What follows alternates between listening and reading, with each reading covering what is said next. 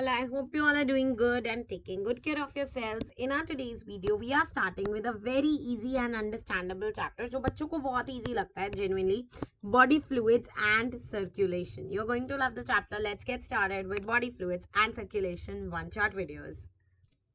Okay, so you have body fluids and your this. Now first, simple organisms like sponges, coelentratas circulate water through their surroundings by their body cells, these substances. ठीक है. More complex organisms use materials to transport fluid materials to transport between their body. Blood is the most common used fluid by most higher organisms for this purpose. Another fluid, lymph, also helps in the transformation of certain substances. Now, मतलब कि इस chapter में हम किन चीजों के बारे में पढ़ने वाले हैं? We are going to talk about blood and we are going to talk about its use case, and you are going to talk about a lot of things in this chapter. Okay so सबसे पहले तो मैंने आपको बताया कि जो normal organisms है जैसे स्पंजेस है, कोएलेंट्रेटास हैं, ये वो वाले ऑर्गेनिजम्स हैं जो किसका इस्तेमाल करते हैं, जो कि इस्तेमाल करते हैं हमारे पानी का for their exchange of things all throughout their body. लेकिन more complex organisms, more complex will be the system. So जैसे ह्यूमन बींग्स में ब्लड होता है और दूसरा टिश्यू होता है लिम्फ टिश्यू, लिम्फेटिक टिश्यू. ये सारे जो है ये फ्लूइड चीजें होती हैं जो हमारे को हेल्प करती हैं सर्कुलेशन में. So let's get started with blood. तो ब्लड क्या होता है? एक स्पेशल कनेक्टिव टिश्यू होता है जो कि फ्लूइड मैट्रिक्स का होता है. इसके अंदर प्लाज्मा होते हैं और फॉर्म्ड एलिमेंट्स होते हैं. प्लाज्मा की अगर हम बात करें, प्लाज्मा एक विस्कस लिक्विड होता है, फ्लूइड होता है. नियरली 55% ये ब्लड को बनाता है, सबसे ज्यादा बनाता है. और 90 to 92% of the plasma is water. And proteins जो है वो सिर्फ 6 से 8% जो है इसका कंट्रीब्यूट करते हैं. इसके अंदर फिब्रोनोजेन होता है, ग्लोब्यूलिन्स होते हैं, एल्ब्यूमिन्स होते हैं, आर द मेजर प्रोटीन्स. ये सारे मेजर प्रोटीन्स होते हैं. अब फिब्रोजेंस जो होते हैं वो किसके लिए नीडेड होते हैं? कोगुलेशन ऑफ ब्लड के लिए. कोगुलेशन ऑफ ब्लड होता है जैसे कहीं से ब्लड आपका निकल रहा है, प्रिक हो गया, तो वो कोगुलेट कर देगा ब्लड को और वो आगे मूव करता रहेगा. ठीक है. Then globulins are primarily in defence mechanism and the albumins help in the osmotic balance. Albumins का मतलब है ये ऑस्मोटिक बैलेंस में हेल्प करते हैं, मतलब कि ऑस्मो रेगुलेशन वगैरह में. ठीक है. अब प्लाज्मा के पास बहुत स्मॉल अमाउंट्स में मिनरल्स भी होते हैं जैसे Na+, Ca+, magnesium, hydrocarbon I am saying, bicarbonate, Cl-, ये सारे. Glucose, amino acids, lipids, etc. are also present in the plasma as they are always in the transit of the body. Factors in coagulation or clotting of the blood are also present in the plasma in active form. Plasma without clotting factors is known as serum. यानी अगर plasma में clotting factors नहीं है तो उसको हम क्या कहेंगे? सीरम कहेंगे, सीरम. ठीक है, ये चीजें समझ आई. चलो ऑलराइट. अब आते हैं हम फॉर्म्ड एलिमेंट्स में. फॉर्म्ड एलिमेंट्स में आपको 3 चीजें पढ़नी है. सबसे पहले यूथ्रोसाइट, दूसरी ल्यूकोसाइट, तीसरी थ्रोम्बोसाइट. तीनों बहुत इजी चीजें हैं, जल्दी जल्दी पढ़ा देती हूँ. ठीक है. रीथ्रोसाइट्स होते हैं आपके आरबीसीज, ल्यूकोसाइट्स होते हैं आपके डब्ल्यूबीसीज. ठीक है, ये तो आपको पता ही है. और उसके अगले आपके जो होते हैं थ्रोम्बोसाइट्स, वो होते हैं आपके प्लेटलेट्स. चलो जल्दी से शुरू हो जाते हैं हम यूथ्रोसाइट्स से. Erythrocytes are the RBCs which are the most abundant cells in the body. A healthy man has on an average 5 million to 5.5 million of RBCs. ठीक है.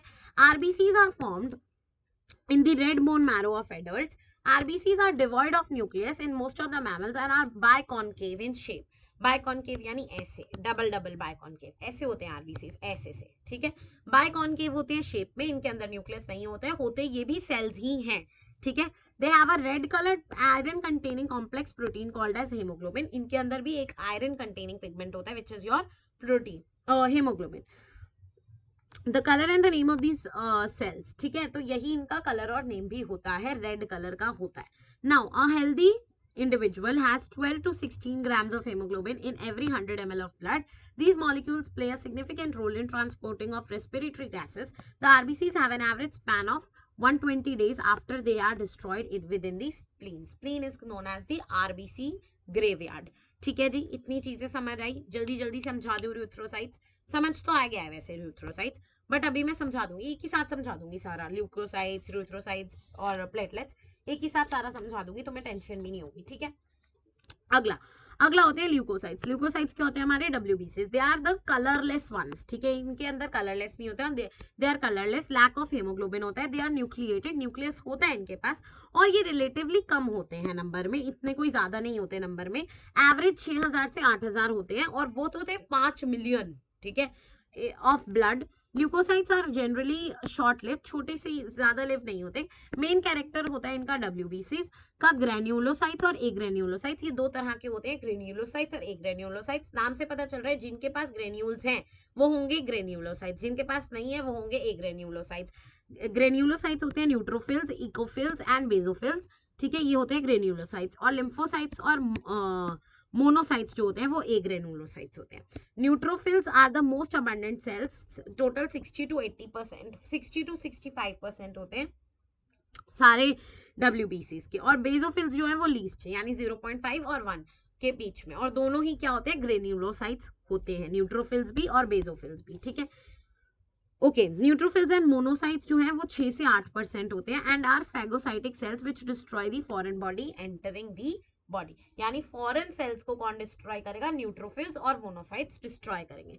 बेसोफिल्स जो है वो सिक्रीट करते हैं हिस्टामिन, सेरोटोनिन, हेपरिन, ये पढ़ा है आपने, ठीक है, और involve in inflammatory reactions. Eosinophils resist infections and are also associated with allergic reactions. Lymphocytes जो हैं वो टोटल 22 बी टाइप के होते हैं और टी टाइप के होते हैं, both B and T are responsible for the immune responses of the body.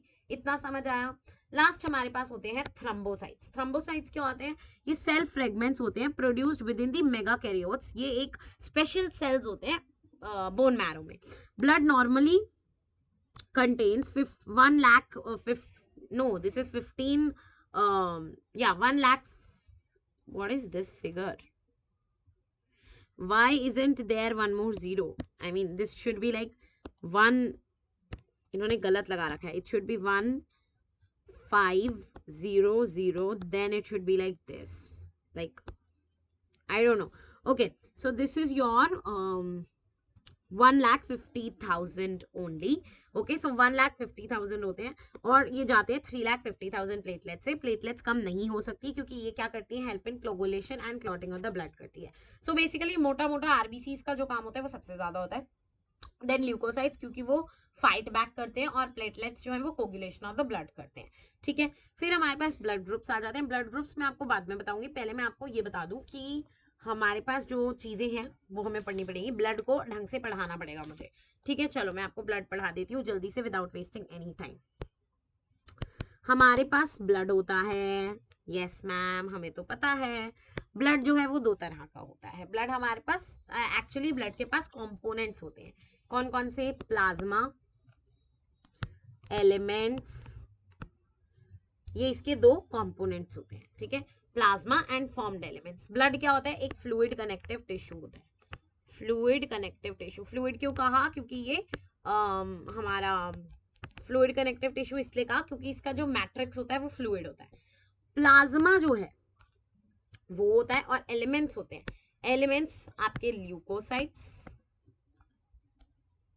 Erythrocytes,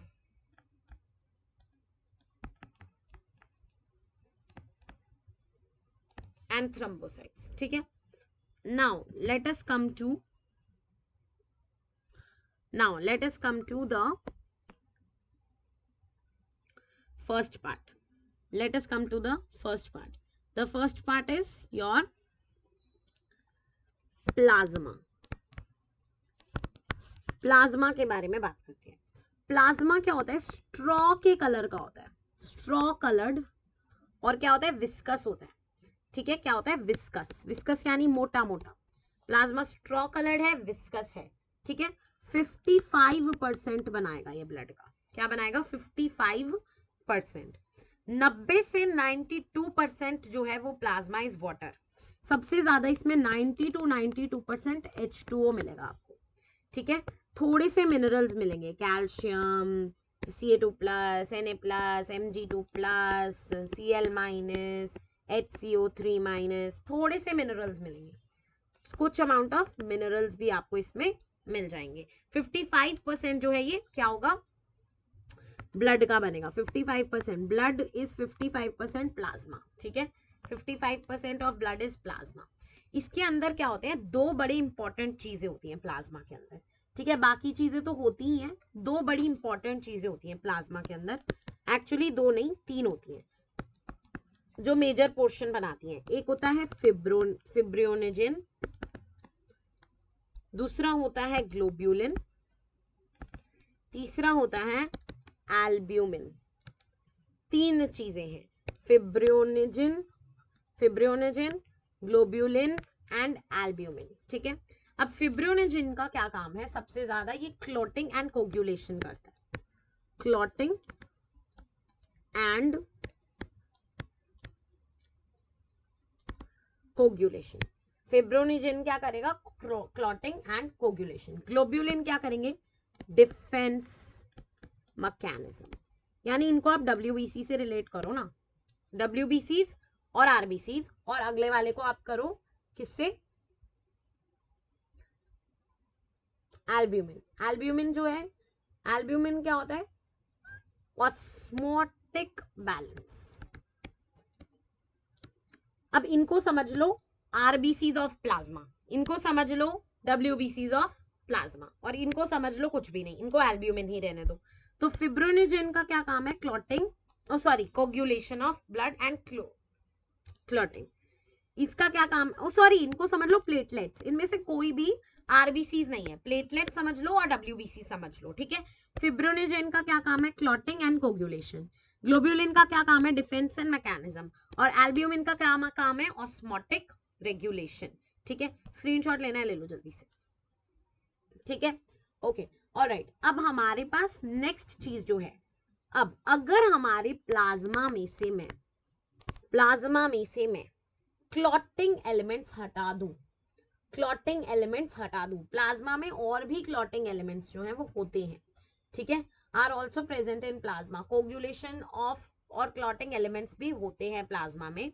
अगर वो मैं हटा दूं, क्लॉटिंग एलिमेंट्स हटा दूं, ठीक है, क्लॉटिंग फैक्टर्स हटा दूं, तो इसको हम प्लाज्मा नहीं सीरम कहते हैं। फिर ये सीरम की बहती रह गया भाई, तुमने उसमें से एक चीज बिछाड़ दी तो उसने कहा मैं सीरम बन जाऊंगा।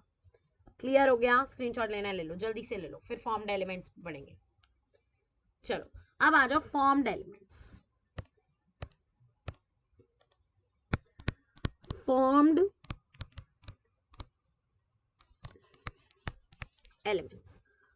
एलिमेंट्स में हमारे पास सबसे पहले आते हैं र्यूथ्रोसाइट्स, यानी कि RBCs के बारे में सबसे पहले, these are the most abundant. सबसे पहली चीज तो ये 5 से 5.5 मिलियन के बीच में आपको ये मिलेंगे, यानी कि RBCs are the most abundant, 5 से 5.5 मिलियन के बीच में आपको ये मिलेंगे। समझ आ गया, ओके। अब ये आपको क्या है, RBCs are formed in red bone marrow. कहाँ बनते हैं ये, formed in red bone marrow. कहाँ बनेंगे ये, formed in red bone marrow. कहाँ बन जाएंगे ये, रेड बोन मैरो के अंदर ये बन जाएंगे। नो न्यूक्लियस इनका बनते ही मर जाता है, बनता है इनका न्यूक्लियस लेकिन ये मर जाता है, ठीक है, नो न्यूक्लियस, ठीक है। बाइकॉनकेव होते हैं शेप में, कैसे होते हैं, बाइकॉनकेव शेप में। कैसे होंगे, biconcave. Red colour iron containing pigment होता है, हेमोग्लोबिन, ये सबसे इंपॉर्टेंट पार्ट है। कौन से कलर का है, रेड। कौन से कलर का है, रेड, ठीक है।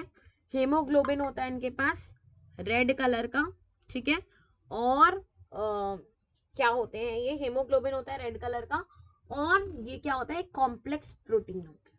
क्या होता है, ये एक कॉम्प्लेक्स प्रोटीन होता है, और इसके पास आयरन होता है, आयरन एंड कॉम्प्लेक्स प्रोटीन। इसके पास आयरन होता है और कॉम्प्लेक्स प्रोटीन होता है। इतना समझ आया, 100%। क्या कुछ समझने का है ही नहीं। अब हर एक बंदे के अंदर जो हेल्दी पर्सन होगा उसके पास 12 से 16 ग्राम ऑफ हेमोग्लोबिन होगा 100 ml ब्लड में। इसीलिए हेमोग्लोबिन चेक कराते रहना चाहिए। अगर आपका नीचे आ रहा है 12 से तो आपका कम है। मेरा 10 हो गया था एक बार, तो वो बहुत कम हो गया, ठीक है। अब आरबीसी जो है वो बहुत ज्यादा रोल प्ले, हेमोग्लोबिन जो है वो रोल प्ले करते हैं इन रेस्पिरेशन के एक्सचेंज में, किसमें, एक्सचेंज ऑफ गैसेस में बहुत ज्यादा रोल प्ले करते हैं हेमोग्लोबिन। ठीक है, अब आरबीसी का जो एवरेज स्पैन होता है, एवरेज लाइफ स्पैन, वो होता है 120 दिन। ठीक है, 120 दिन इनका एवरेज लाइफ स्पैन मिलेगा। फिर उसके बाद ये मरने चले जाते हैं स्प्लीन में। कहाँ मरने चले जाते हैं? स्प्लीन में, जिसको हम कहते हैं ग्रेवयार्ड ऑफ आरबीसीज। फिर ये कहाँ मरने चले जाएंगे? स्प्लीन में, जिसको हम ग्रेवयार्ड ऑफ आरबीसीज जो है कहते हैं। इतना समझ आया? तो फॉर्म्ड एलिमेंट्स में मैंने आपको यूथ्रोसाइट्स कराया, जो कि मोस्ट अबंडेंट है, 5 से 5.5 मिलियन के बीच में ये होते हैं। फॉर्म्ड होते हैं ये रेड बोन मैरो में, इनके अंदर कोई न्यूक्लियस नहीं होता, बाइकॉनकेव होते हैं। हेमोग्लोबिन होता है इनके पास, जो कि red colour iron containing pigment होता है। 12 से 16 ग्राम ये होता है हर 100 ml में।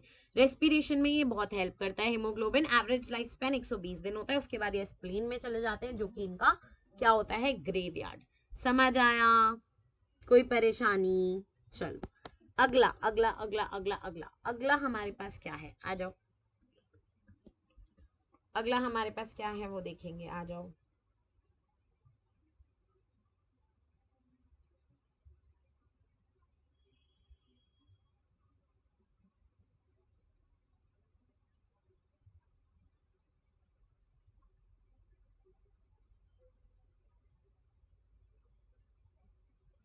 नेक्स्ट है हमारे पास ल्यूकोसाइट्स, जिनको हम WBCs भी कहते हैं, और इनका मेन फंक्शन सबको पता है, डिफेंस मैकेनिज्म होता है, एवरीबडी नोज। अब ल्यूकोसाइट्स को मैं ज्यादा अभी तुम्हें समझाऊंगी नहीं, पहले मैं तुम्हें इनको 2 कैटेगरीज में बांट दूंगी। WBCs होते हैं ग्रेनुलोसाइट्स,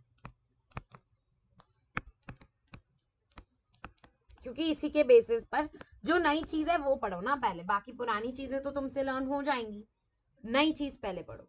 तो ए ग्रेनुलोसाइट्स और ग्रेनुलोसाइट्स, ग्रेनुलोसाइट्स में हमारे पास 3 होते हैं।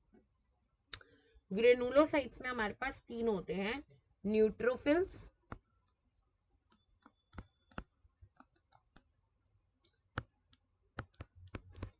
Eosinophils, basophils. ठीक है, ये होते हैं हमारे पास ग्रेनुलोसाइट्स। और अगर मैं बात करूं एक ग्रेनुलोसाइट्स की, वो होते हैं लिम्फोसाइट्स और मोनोसाइट्स। इतना तो समझ आ ही गया है ना? अब मैंने आपको 2 बताए, एक बताया ग्रेनुलोसाइट, एक बताया ए ग्रेनुलोसाइट। ग्रेनुलोसाइट में क्या है? Neutrophils, eosinophils, basophils. Agranulocytes में क्या है? लिम्फोसाइट और मोनोसाइट। ठीक है जी, इतना तो समझ आ गया। Clear everybody? Clear everybody for sure. अब एक होता है न्यूट्रोफिल्स, एक होता है इसिनोफिल्स और एक होता है बेसोफिल्स। ठीक है, अब हमारे पास ग्रेनुलोसाइट्स होते हैं, एक होते हैं ग्रेनुलोसाइट्स। अब ग्रेनुलोसाइट्स के हमारे पास कौन कौन से होते हैं? न्यूट्रोफिल्स, इसिनोफिल्स और बेसोफिल्स, और एक होते हैं लिम्फोसाइट्स और एक होते हैं मोनोसाइट्स।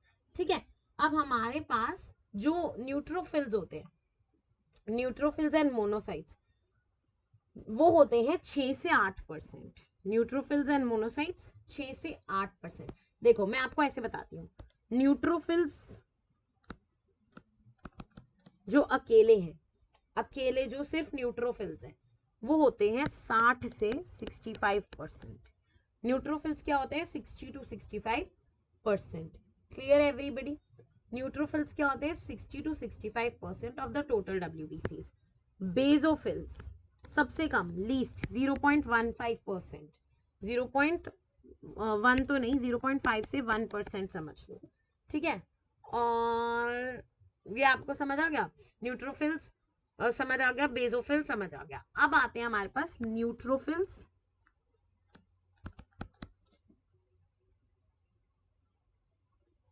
And monocytes. मोनोसाइट्स जो होते हैं वो 6 से 8% होते हैं, मैं आपको ये बता रही हूँ। वैसे मोनोसाइट्स हमारे पास होते हैं 6 से 8%। ठीक है, लिम्फोसाइट्स होते हैं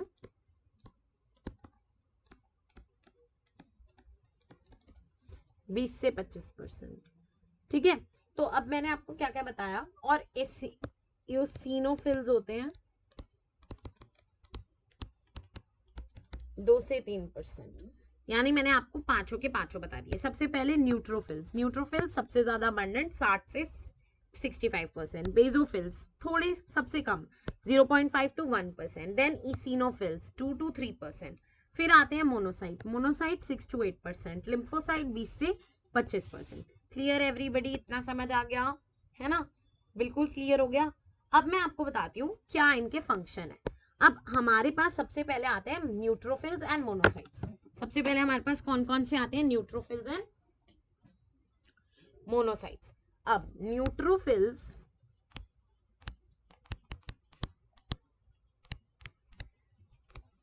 एंड मोनोसाइट्स जो हैं, इनका जो बेसिक काम है, न्यूट्रोफिल्स एंड मोनोसाइट्स का बेसिक काम है वो है फैगोसाइटिक सेल्स। इनको हम क्या बोलते हैं, फैगोसाइटिक सेल्स कहते हैं। विच मीन्स ये क्या करते हैं, destroy foreign particles, destroy foreign particles.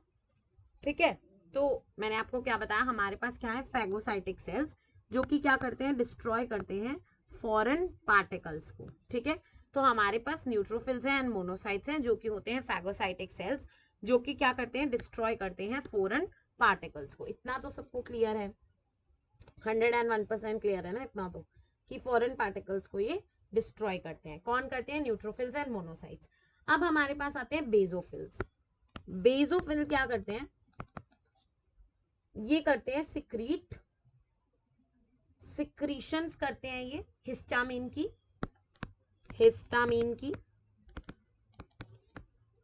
Heparin की, ये सिक्रीशन करते हैं हेपरिन की, हिस्टामिन की और सेरोटोनिन की। ठीक है, ये क्या करते हैं, हिस्टामिन की, हेपरिन की और सेरोटोनिन की सिक्रीशन करते हैं। और ये सारे किस में हेल्प करते हैं, ये सारे तो हेल्प करते ही हैं बॉडी में। और बेजोफिल एक और चीज में हेल्प करते हैं, इन्फ्लामेटरी रिएक्शंस में। ठीक है, अब आगे हमारे पास आते हैं एसिनोफिल्स, अभी लास्ट रह गया, इसके बाद ल्यूकोसाइट्स रह गए सर। सिनोफिल्स जो है वो रेजिस्ट करते हैं इन्फेक्शंस, ये क्या करते हैं, रेजिस्ट करते हैं infections and allergic reactions association. ये किसके साथ एसोसिएटेड होते हैं, एलर्जिक रिएक्शंस के साथ भी एसोसिएटेड होते हैं। देन हमारे पास आते हैं लिम्फोसाइट्स। लिम्फोसाइट्स जो है वो दो तरह के होते हैं, बी लिम्फोसाइट, टी लिम्फोसाइट। दोनों का ही काम क्या होता है, इम्यूनिटी। ठीक है जी, तो इसी के साथ आपका WBC का जो मेन पार्ट है वो मैंने आपको समझाया। WBC जो है वो दो तरह के होते हैं, ग्रेनुलोसाइट, एक ग्रेनुलोसाइट। ग्रेनुलोसाइट जो होते हैं वो तीन होते हैं, इसिनोफिल, बेजोफिल, अपना मेंड्रोफिल्स। और एक ग्रेनुलोसाइट्स जो होते हैं वो लिम्फोसाइट्स होते हैं और मोनोसाइट्स होते हैं। न्यूट्रोफिल्स जो है वो 60 to 65% होते हैं। बेजोफिल्स जो है वो 0.5 to 1% होते हैं, यानी लीस्ट होते हैं। मोनोसाइट्स जो है वो होते हैं 6 to 8%। लिम्फोसाइट्स जो होते हैं 20 से 25% होते हैं। इजिनोफिल्स जो होते हैं वो 2 to 3% होते हैं। न्यूट्रोफिल्स और मोनोसाइट्स का काम होता है डिस्ट्रॉय फॉरेन पार्टिकल। बेजोफिल का काम होता है to resist infections, inflammatory reactions. Eosinophils का काम होता है रेजिस्ट इन्फेक्शंस। एंड लिम्फोसाइट जो होते हैं वो बी एंड टी टाइप के होते हैं, जो कि होता है इम्यूनिटी। अब WBC का जो ओवरऑल काम है, जो नाम है, वो आपको पता चल ही गया। WBC के पास WBCs आर कलरलेस। अब ये ग्रेनुलोसाइट, एक ग्रेनुलोसाइट को लगा दो फुल स्टॉप। ठीक है, अब हमारे पास क्या आता है,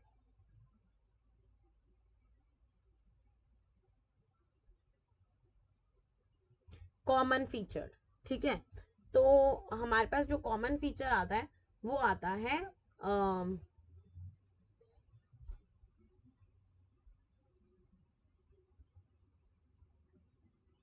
कॉमन फीचर जो हमारे पास आता है वो आता है WBCs का, सबसे पहले तो ये कलरलेस होते हैं, फर्स्ट ऑफ ऑल तो दीज आर कलरलेस, ठीक है, due to lack of haemoglobin.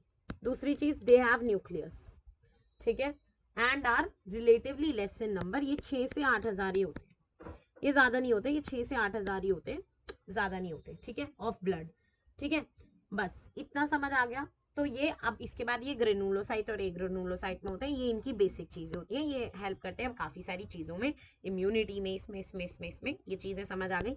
अब थ्रम्बोसाइट्स,